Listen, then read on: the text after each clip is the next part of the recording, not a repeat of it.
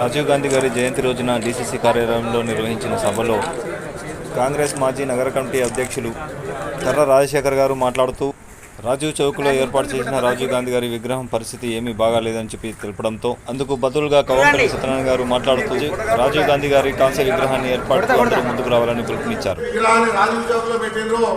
అది అప్పుడు చేపించినటువంటి విగ్రహం, దాని యొక్క పరిస్థితి బాగాలేదు అన్నగారు.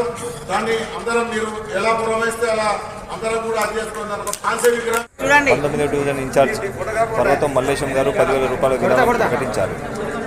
పేద బుడగల సంఘం అధ్యక్షులు ఆయన నేను రాజీవ్ గాంధీ గారి కాంస్య విగ్రహానికి 10,000 ఇస్తాను మనస్ఫూర్తిగా అందరూ కూడా ముందుకు వచ్చి చేసినట్లయితే మే 21కి కరీంనగర్లో వర్ధంతి చేస్తామని తెలియజేస్తూ ముందుగా అందరూ కూడా ఈ యొక్క కార్య